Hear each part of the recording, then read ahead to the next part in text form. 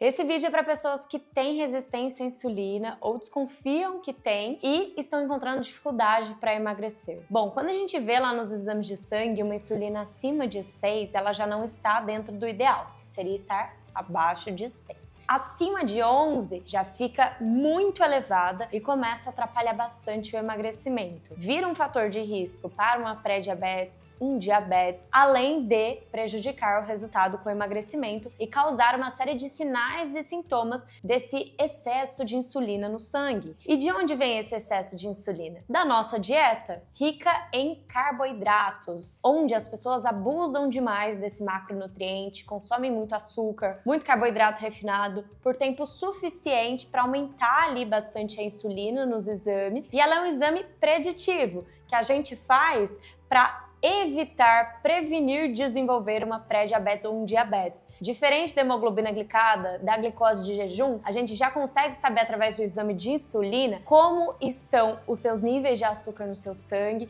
e como prevenir que você venha desenvolver algum problema relacionado aí com uma glicemia desregulada. Nesse vídeo aqui eu vou te contar hábitos que eu faria se eu fosse você que tem resistência à insulina para conseguir controlar esse problema e ter muito mais autonomia na sua saúde, o que vai otimizar o seu emagrecimento, melhorar os níveis de energia do seu corpo, sua disposição e controlar uma série de sinais e sintomas. Bom, então como eu expliquei para vocês, a insulina aumenta quando a gente abusa muito do consumo de carboidratos na nossa dieta, mas não qualquer tipo de carboidrato e nem em qualquer quantidade. Então a minha ideia aqui não é fazer com que vocês tenham medo de consumir carboidrato, só que entendam que a qualidade do carboidrato faz muita diferença e a quantidade que a gente consome também. E uma outra diquinha ouro que eu vou dar para vocês até o final desse vídeo é como continuar consumindo seus carboidratos e reduzir a velocidade com que o açúcar sobe no sangue, com estratégias simples aí na sua alimentação. E é no que seria carboidratos de qualidade, aqueles carboidratos que vêm da natureza, que são mais complexos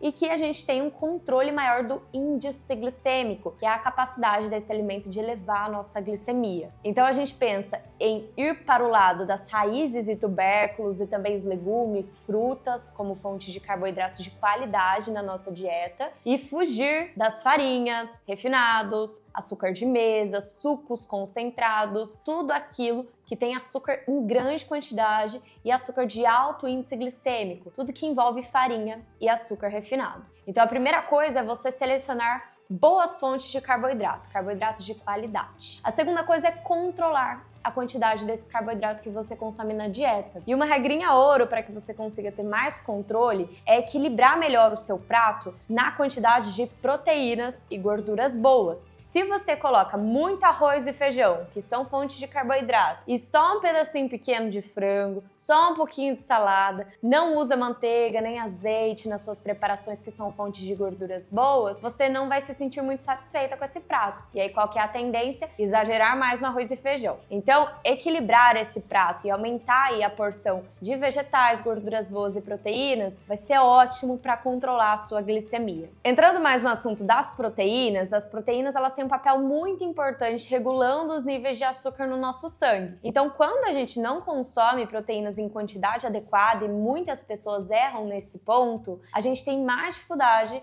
de regular a nossa glicemia e manter os níveis de energia constantes ao longo do dia. Uma média boa de proteína para você se basear por refeição seria por volta ali de 30 gramas. E 30 gramas de proteína não é 30 gramas de frango, 30 gramas de ovo, 30 gramas de carne, que são fontes de proteína. Você precisa fazer esse cálculo aí, ver a tabela nutricional dos alimentos que você consome, pesquisar no Google quantos gramas de proteína tem em 100 gramas de frango, para você fazer esse ajuste adequado aí de acordo com as suas refeições. Quando você consegue distribuir bem esse consumo de proteínas ao longo do seu dia, desde a primeira refeição que você faz, então no café da manhã tem boa quantidade de proteína, assim como no almoço, no lanche da tarde, no jantar, você vai ter um controle muito maior da quantidade de açúcar no seu sangue, sem precisar fazer grandes ajustes aí na sua dieta. Proteínas são muito bem-vindas e serão essenciais para reverter sua resistência à insulina. A próxima coisa são as gorduras gorduras boas. Porque as gorduras boas, elas trazem muita saciedade para o nosso prato e muitas pessoas erram nisso também. Porque pensam o seguinte, consumir gorduras vai aumentar minha quantidade de gordura, então eu vou tirar o máximo da gordura da minha dieta para conseguir emagrecer. E não é bem por aí. Na verdade, as pessoas engordam muito mais por exagerar no consumo de açúcar do que no consumo de gordura. A gordura que é prejudicial para nós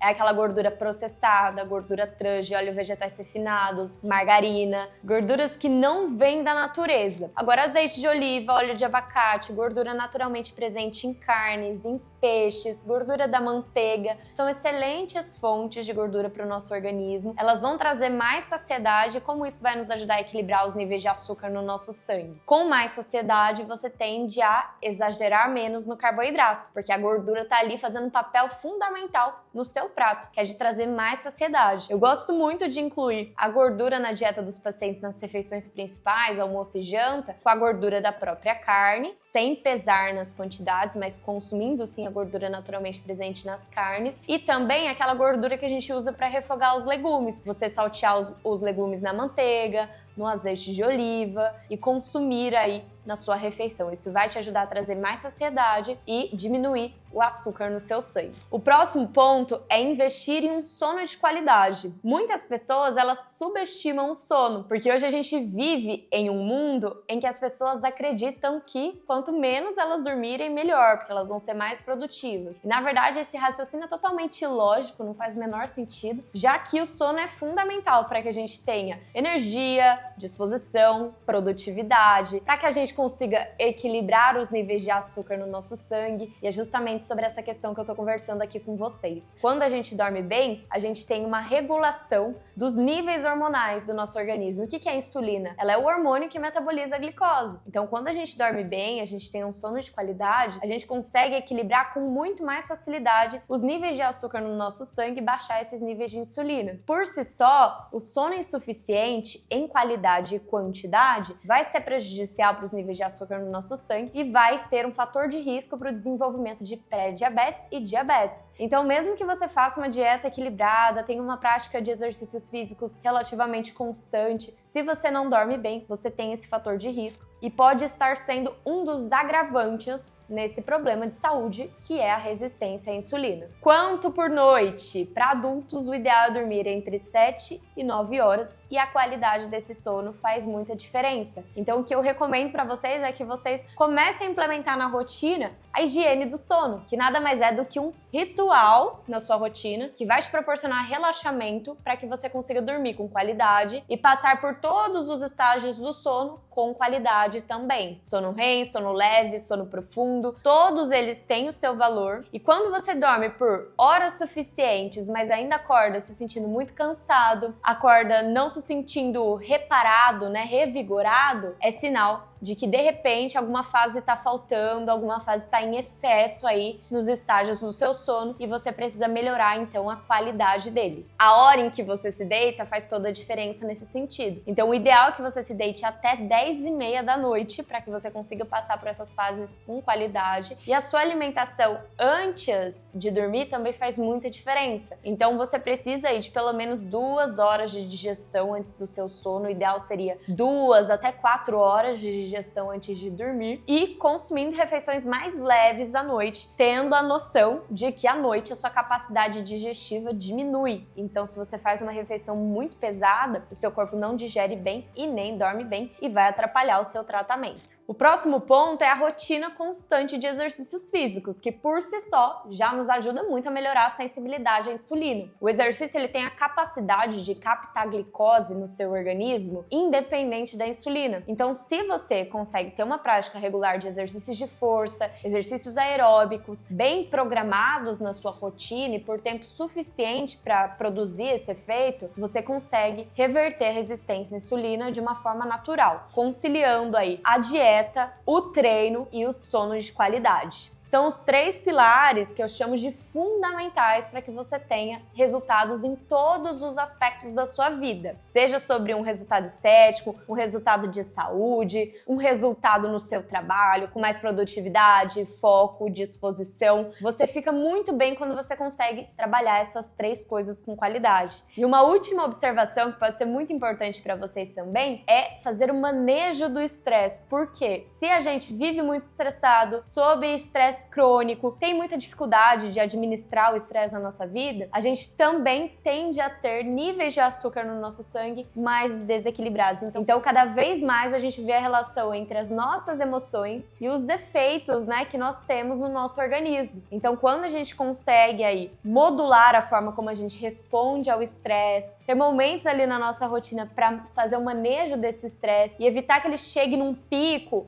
ou que ele se estenda por muito tempo, a gente também consegue ter muito mais autonomia sobre a nossa saúde. Bom, eu espero que essas dicas sejam úteis para vocês e eu tenho certeza que vai fazer toda a diferença nesse tratamento da resistência à insulina. Grande parte desse tratamento está no estilo de vida, então quando a gente começa a fazer as escolhas certas, o nosso organismo já começa a responder muito bem. Eu vou deixar aqui, inclusive, o exemplo do caso de uma paciente minha, que em 2 meses diminuiu a insulina aí de 90 para 5, foi um resultado muito maravilhoso com essas modificações que eu contei pra vocês aqui nesse vídeo. Então eu tenho certeza que se você é em casa, que tá me assistindo, começar a implementar todos esses hábitos, vão surtir um efeito muito positivo pra você e te ajudar no tratamento da sua resistência à insulina. Não se esqueça de se inscrever no canal, clicando no botão vermelho aqui embaixo, deixar o seu comentário, se algum ponto te chamou a atenção, se você tem alguma dúvida, adoro responder os comentários de vocês. E nós nos vemos daqui a pouco no próximo vídeo. Um beijo!